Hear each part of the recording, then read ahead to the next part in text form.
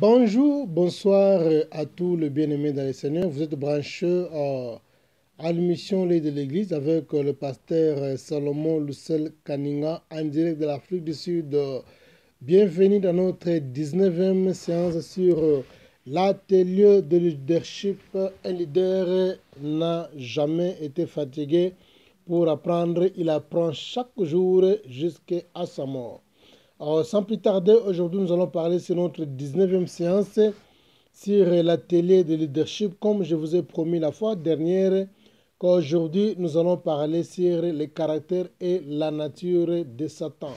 Aujourd'hui, nous allons parler sur les caractères et la nature de Satan, notre 19e séance de l'atelier de leadership. Pourquoi nous voulons parler sur Satan ou qu'est-ce que Satan a à voir avec le leadership? On ne peut jamais parler de leadership sans pour autant oublier ou encore ignorer cette personne ou bien cette personnalité que nous appelons Satan. Il joue aussi un très grand rôle.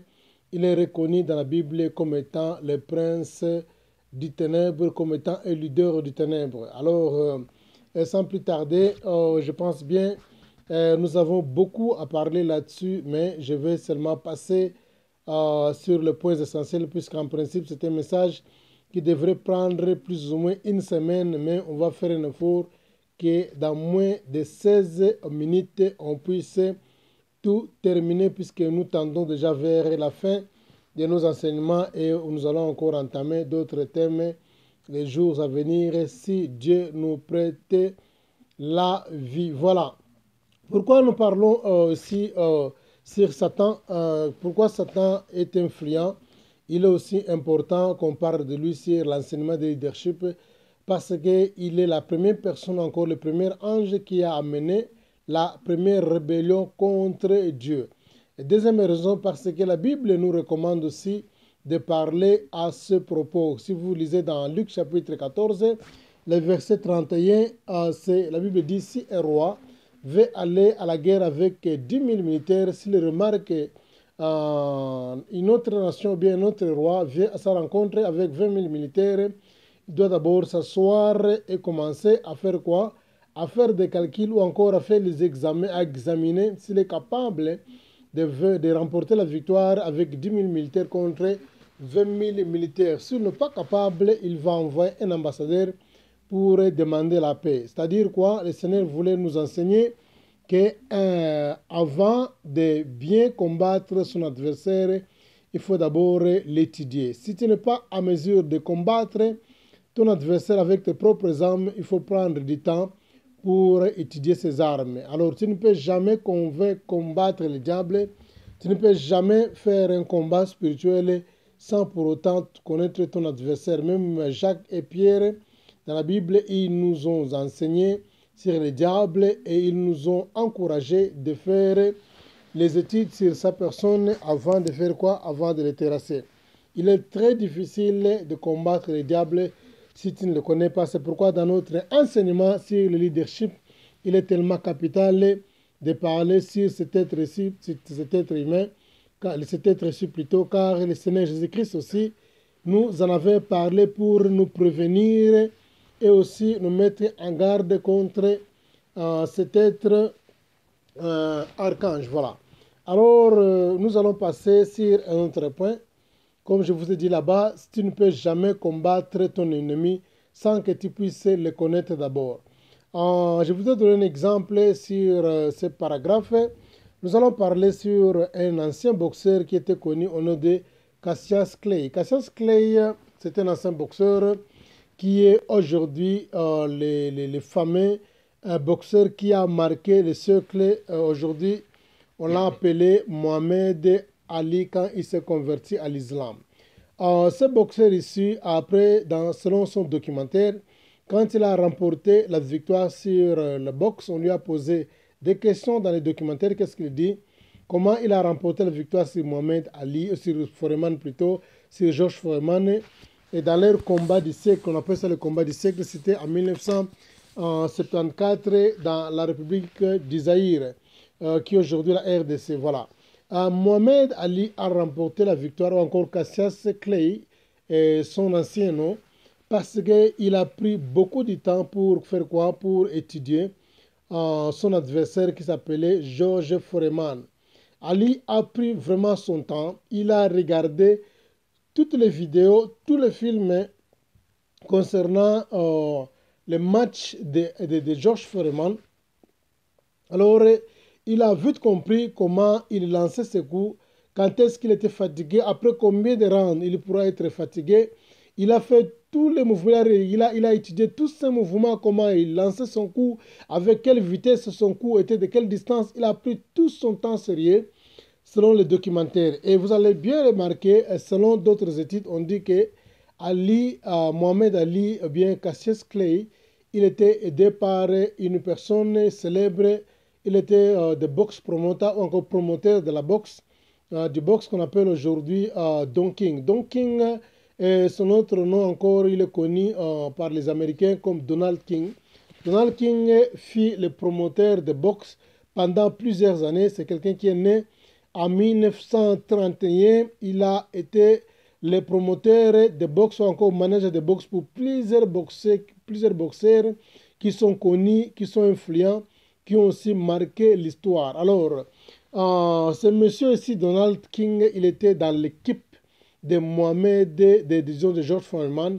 Il a bien connu George Foreman. Alors, c'était à la veille des matchs qu'on est allé chercher ce monsieur pour encadrer aussi Mohamed Ali. C'est lui qui a livré tous les secrets possibles à Ali, afin qu'Ali puisse avoir toute la méthodologie pour renverser Foreman. Et les dons, Donald King, c'est le même promoteur, bien le même promoteur, ou bien le même manager qui a aussi encadré Mike Tyson dans les box. Vous allez voir que ce monsieur-ci, il a un bon cursus dans sa vie. Alors c'est lui, c'est grâce à lui, c'est lui qui a introduit en principe le système d'étudier d'abord ton adversaire dans le box avant de faire quoi? Avant de les renverser.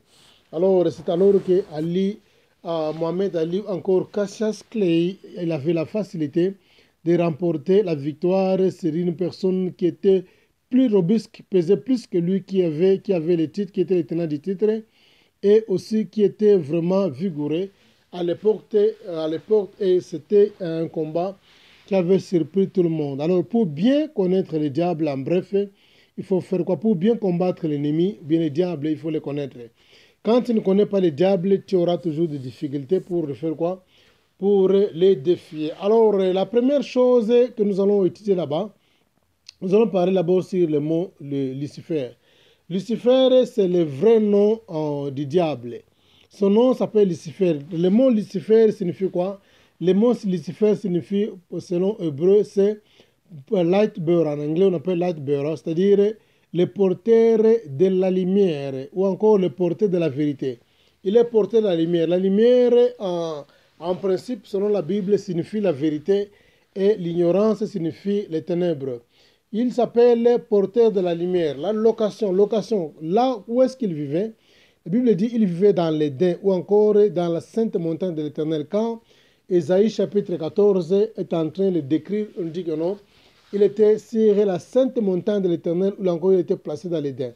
Éden ici n'est pas l'Éden physique. Éden signifie en hébreu moment, un moment, ou encore la présence de Dieu. La présence de Dieu qui signifie Éden. C'est-à-dire, quand la Bible dit Dieu créa l'homme, il le plaça dans l'Éden, c'est-à-dire Dieu avait Dieu avait créé un environnement et Dieu avait placé Dieu avait créé un environnement, il avait placé sa présence dans cet environnement et Dieu avait appelé cet environnement Éden. C'est-à-dire, partout où il y a la présence de Dieu, c'est ce qu'on appelle Éden. C'est-à-dire, le diable était dans la présence de Dieu qu'on appelle Éden, qui signifie la présence de Dieu encore un moment. Et quand on parle encore, il était dans la sainte montagne de l'Éternel, comme Ésaïe chapitre 14 nous décrit, il était encore dans la présence de l'Éternel, qui signifie aussi la sainte montagne de Dieu. Sainte montagne de Dieu signifie le trône de Dieu. Il était dans le cercle fermé des archanges qui entouraient la présence de Dieu. Quelles étaient ses activités? Il était un ange gardien. Il n'était pas pour garder Dieu plus que Dieu. Il est omnipotent et aucune personne qui peut garder Dieu. Mais quand on l'appelle ange gardien, c'est par rapport à ses ailes qui étaient déployées. Il couvrait la face de l'Éternel pour empêcher que la gloire de Dieu puisse frapper les anges, d'autres anges, encore puisse frapper les êtres humains. C'est pourquoi on l'appelle les anges gardiens. Alors, son activité était la musique et aussi les médias, ça se connaît tout le monde. Alors, quelle était la vision du diable? La vision du diable était de devenir comme Dieu. Il voulait devenir comme Dieu, être adoré comme Dieu. Le diable aime l'adoration avec beaucoup de passion. C'est-à-dire, sa vision était de devenir comme Dieu. C'est pourquoi quand il est allé tenter Ève pour la première fois dans le jardin d'Éden, la Bible déclare qu'il a transformé ce qui était dans sa vision pour communiquer aussi à Ève. Qu'est-ce qu'elle a dit que non? Le jour que vous en mangerez, vous deviendrez comme Dieu. C'est quoi? Il avait l'ambition de devenir comme Dieu. C'est pourquoi il voulait transformer aussi cette ambition à Ève et à Adam. C'est pourquoi il leur disait que non, vous deviendrez comme Dieu. Sa vision était quoi? C'est être adoré. Le diable aime l'adoration avec beaucoup de passion. Alors, l'occasion courante, où se trouve le diable pour le moment? Le diable, pour le moment, il se trouve dans l'espace. Pourquoi il se trouve dans l'espace? Puisque quand il était précipité, la Bible dit, il était venu dans notre terre. Quand la Bible dit malheur à la terre, car le diable est venu vers vous, animé d'une grande colère, sachant qu'il a peu de temps. C'est-à-dire, quand le diable était chassé, il était précipité sur la terre. Alors quand il était précipité pour la terre, comme il était illégal pour vivre sur la terre, il est entré dans le serpent pour faire quoi? Pour séduire l'homme. Il était obligé de s'infiltrer, d'entrer dans le serpent, prendre un corps pour se légaliser, pour se représenter, pour faire ses affaires, ses business. Il avait une seule occasion de faire quoi? De prendre, de se servir d'un corps, puisque les anges n'ont pas de corps. Ce sont des esprits, ce sont des vents. Il avait besoin d'un corps. Il a utilisé le corps d'un serpent pour faire quoi? Pour accomplir sa mission. Alors, pourquoi il était révoqué? Le diable a été révoqué à cause de l'iniquité. Selon Ésaïe chapitre 14, le verset, disons, Ésaïe chapitre 14, vous lisez tous les versets jusqu'en bas là-bas. Vous allez voir que non, Dieu l'avait précipité à cause de son iniquité. Quand la Bible dit, tu es intégré dans tes voies depuis le jour que tu fis crier, jusqu'à ce que l'iniquité fût trouvée en toi. L'iniquité, ça signifie quoi? L'iniquité, ça signifie le péché qui est caché, un péché qui est invisible, un péché qui n'est pas révélé. Le péché, quand il est encore dans un état où personne ne peut voir, on appelle ça l'iniquité. C'est-à-dire quoi? Que comme la convoitise. Le convoitise n'est pas un péché, le convoitise est une iniquité. C'est quelque chose qu'on a conçu dans le cœur, mais qui n'est pas encore visible. Le péché, l'iniquité devient péché quand ça devient maintenant visible aux yeux des gens. Maintenant, la Bible dit, il était fait quoi? Il était révoqué, il était chassé parce que, je m'excuse, parce que Dieu a vu en lui l'iniquité. L'iniquité, c'est-à-dire quoi? Le péché sous forme invisible.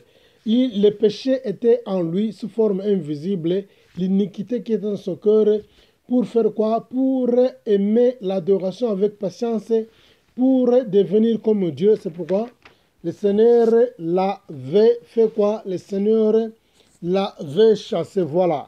Alors c'est pourquoi je disais que c'est vraiment important qu'on puisse parler sur l'ennemi, notre ennemi, le diable, sur le leadership aussi, parce que ça va nous aider aussi de les connaître. Alors plus que nous connaissons le diable, plus que nous avons la facilité de le combattre. Moins que nous connaissons le diable, moins que nous avons la force de le renverser ou aussi de le détruire. Selon Pierre et Jacques, ils nous exhortent de connaître nos ennemis, encore notre ennemi, aussi les armes qu'il utilise pour faire quoi? Pour nous combattre. Il est tellement capital, il est tellement important de parler sur le leadership qui concerne l'ennemi, parce que c'est lui-là, il incarne aussi le leadership sur le domaine du ténèbre. Il incarne aussi le leadership sur le domaine du prince du ténèbre, encore le prince de ce monde ici. Je pense bien on peut arrêter là.